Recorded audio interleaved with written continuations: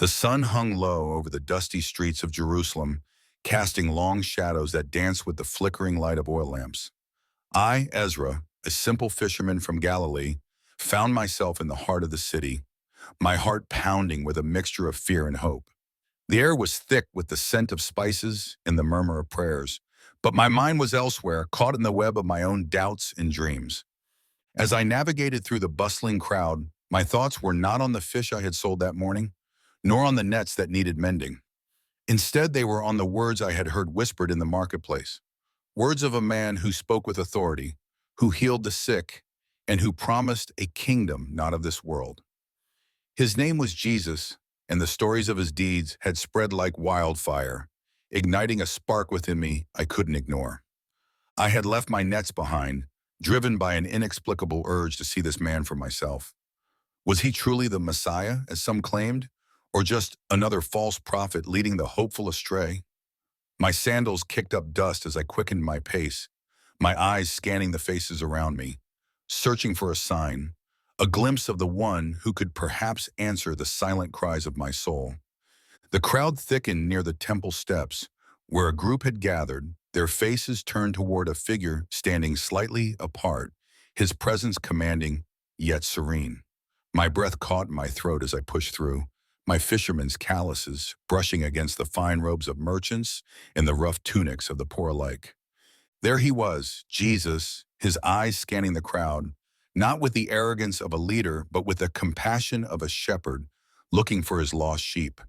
His gaze met mine, and in that moment, time seemed to still. His eyes, deep pools of understanding, seemed to see right through me, to the very core of my being where my deepest fears and aspirations lay hidden. "Follow me," he said, his voice clear above the din, yet it felt as if he spoke only to me. The simplicity of those words, the weight they carried, left me rooted to the spot. Why me? What did he see in a simple fisherman that others did not? The question hung in the air unanswered. As I stood there, the world around me fading into a blur, my heart wrestling with the decision that would change the course of my life forever. The moment stretched, the crowd's noise a distant hum as I grappled with the gravity of Jesus' invitation. My hands, rough from years of hauling nets, felt suddenly inadequate to grasp the enormity of what was being asked of me. A gentle touch on my shoulder broke my reverie. Turning, I saw an old woman, her face lined with the wisdom of years, her eyes kind. "He sees the heart, Ezra," she whispered, her voice barely audible over the crowd. "He knows what you can become." Her words, simple yet profound, nudged me from my paralysis. I took a hesitant step forward, then another, my feet carrying me towards Jesus, who now stood waiting, his gaze unwavering. As I approached, the crowd seemed to part, creating a path just for me. My heart thudded in my chest, each beat a drum of destiny. Jesus extended his hand, not in command, but in invitation. "Leave everything behind," he said, his voice carrying the promise of something greater. I looked back at the life I knew, the boats, the nets, the predictable rhythm of the sea. Then I looked at him, this man who promised a kingdom beyond my understanding. With a deep breath, I placed my hand in his, feeling the warmth and strength of his grip. The decision was made. Yet even as I committed to this new path, doubts lingered like shadows at dusk. What would my family think? How would I survive without my trade? The practicalities of my choice began to weigh on me as we moved away from the temple steps, the crowd dispersing, each person returning to their own lives, unaware of the transformation unfolding within me. Jesus led me through the winding streets of Jerusalem towards the quieter outskirts where the city's noise gave way to the gentle sounds of nature. Here, amidst olive groves and the occasional bleat of a sheep, he began to speak of parables, of seeds and soil, of light and darkness. Each word was like a seed planted in my mind, promising growth, but also requiring patience and faith. We stopped by a small stream, the water clear and reflective. Jesus sat on a stone, motioning for me to join him. "Ezra," he began, his voice soft, "you've left much behind, but remember the kingdom of God is like this stream. It flows, it nourishes, but it also requires us to adapt, to change our course." I nodded, understanding the metaphor, but feeling the weight of the unknown. I've always been a fisherman, I confessed, my voice tinged with uncertainty. I know the sea, but this is new water. Jesus smiled, a smile that seemed to hold all the patience of the world. And yet, you've chosen to cast your nets into these waters. Trust in the journey, Ezra. Not every day will be clear, but each day will bring you closer to understanding. As the sun dipped below the horizon, painting the sky in hues of orange and purple, I realized that my journey with Jesus was just beginning. The minor challenges of leaving my familiar life behind were just the first ripples in what would become a sea of change. But for now, I sat by the stream, listening, learning, and trying to fathom the depth of the waters I had chosen to navigate. As the evening deepened, the sky above us turned a deep indigo, stars beginning to twinkle like distant promises. Jesus rose from the stone, his silhouette framed by the last light of the day. "Come, Ezra," he said. "There is much to learn, and the night is young." We walked further into the countryside, the path lit only by the moon and the occasional torch from a distant farmhouse. My mind was a whirlpool of thoughts, each one pulling me deeper into uncertainty. The practicalities of my new life loomed large. How would I provide for myself? What would become of my family, my friends who depended on the fish I caught? We came upon a small village, its inhabitants mostly asleep, save for a few who sat around a fire, their faces etched with worry. Jesus approached them, and I followed, my heart heavy with the weight of my own concerns. An elderly man, his hands gnarled from years of toil, looked up, his eyes reflecting a lifetime of hardship. "Master," he said, his voice cracking, "our wells have dried up. We've prayed, but the rains do not come. Our crops wither, and our children go hungry." Jesus listened, his expression one of deep empathy. "Faith is like water," he replied, his voice gentle yet firm. "It can nourish the soul even when the earth is parched." He then turned to me, his eyes piercing through my own doubts. "Ezra, do you believe in the power of faith?" I swallowed hard, the question echoing in the chambers of my heart. I, I want to, Lord," I stammered, feeling the inadequacy of my faith in the face of such real suffering. Jesus nodded, understanding my struggle. He then knelt by the fire, his hands outstretched. "Let us pray," he said, and his voice carried a strength that seemed to fill the night air. The villagers joined hands, and I, reluctantly at first, did the same. As we prayed, something shifted within me. The doubts didn't vanish, but they were joined by a burgeoning sense of purpose, a flicker of belief that perhaps, just perhaps, there was a greater plan at work here. The prayer ended, and Jesus stood, looking at the villagers. "Dig anew, son," he instructed, "and trust in the provision of God." There was a pause, a moment where the night seemed to hold its breath. Then with a nod from the elder, a few men took up shovels and began to dig where Jesus had pointed. I watched, my own hands itching to help, yet I felt compelled to stay by Jesus' side. The digging continued, the sound of metal against earth, a rhythmic heartbeat in the quiet night. And then, after what felt like an eternity, a shout went up.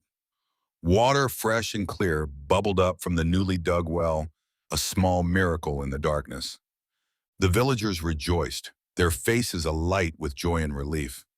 I stood back, my own heart swelling with a mix of awe and confusion. Jesus turned to me, his eyes reflecting the firelight. "Ezra, faith moves mountains, but it also digs wells.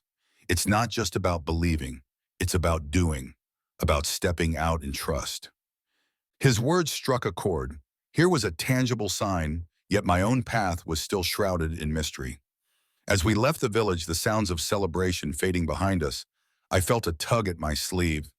It was the old woman from earlier, her eyes bright with gratitude. "You've brought hope, Ezra. Remember that when the path seems too hard."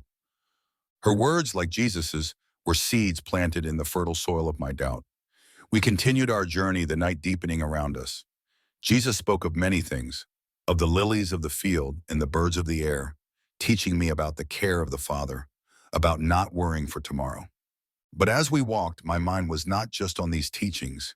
It was on the faces of those villagers, on the water that had sprung forth, and on the life I had left behind. My family, my friends, They were still out there, living their lives, perhaps wondering about me. The path was becoming clearer, yet more daunting. Each step forward was a step away from the known into the realm of faith, where the ground was not always firm and the waters not always visible. But with each parable, each encounter, the seed of faith within me was being watered, slowly growing, preparing me for the challenges ahead. The night grew colder as we ventured further from the village, the stars above us a silent testament to the vastness of the world beyond our immediate concerns. Jesus walked with a purpose, his steps firm yet gentle on the earth, and I followed, my mind a tempest of thoughts, each wave of doubt crashing against the shores of my newfound faith. We reached a hill overlooking a valley, where the lights of distant homes flickered like beacons of hope in the darkness. Jesus paused, his gaze sweeping over the landscape before us. "Ezra," he said, his voice carrying the weight of the night, "look upon this land. What do you see?" I peered into the darkness, the outlines of trees and the faint glow of settlements barely visible. I see the world as it is, Lord, a place of toil and struggle where many suffer. And yet, Jesus continued, within this same world there is also beauty, potential for growth, for change. Just as you've seen tonight with the villagers, faith can transform the barren into the bountiful. His words were like a balm, soothing the raw edges of my doubts. But as I absorbed his message, a figure approached from the shadows. His steps hurried and his breath heavy with urgency. It was Simon, a fellow fisherman from Galilee, his face etched with concern. "Ezra!" he called out, his voice breaking the stillness. "Your family, they've come looking for you. They're worried. They think you've lost your way." My heart sank. The reality of my decision to follow Jesus was now confronting me in the form of my loved one's concern. I turned to Jesus, the conflict within me palpable. "Lord, my family, they need me. They depend on the sea for their livelihood, just as I did." Jesus placed a reassuring hand on my shoulder, his touch grounding me. "Ezra, your family's concern is natural. But remember, the path you've chosen isn't just for you. It's for them, for everyone who seeks the kingdom of God. They might not understand now, but your journey can bring light to their lives too." The weight of his words, the truth in them, was undeniable, yet the pull of my familial duty was strong. Simon, sensing my turmoil, added, "They're at the inn near the city gates waiting for you. They've heard rumors, Ezra, and they're scared." I looked back at the valley, then at Jesus, torn between the comfort of the known and the call of the divine. "I must go to them," I said, my voice firming with resolve. "But I will return, Lord. I need to make them understand." Jesus nodded, his eyes filled with understanding. "Go, Ezra. Show them the faith you have found. Sometimes the hardest part of following is not the leaving, but the returning with a new purpose." With a heavy heart but a determined spirit, I followed Simon back towards Jerusalem. The city's lights grew brighter as we approached, each step taking me closer to a confrontation I had not anticipated so soon. The inn was bustling even at this late hour, with travelers and locals alike. Inside, I found my family. My mother, her eyes red from worry, my father, his face stern yet relieved, and my siblings, their expressions a mix of confusion and hope. "Ezra!" my mother exclaimed, rushing to embrace me. "We heard you've joined some wandering preacher. What about the nets? What about us?"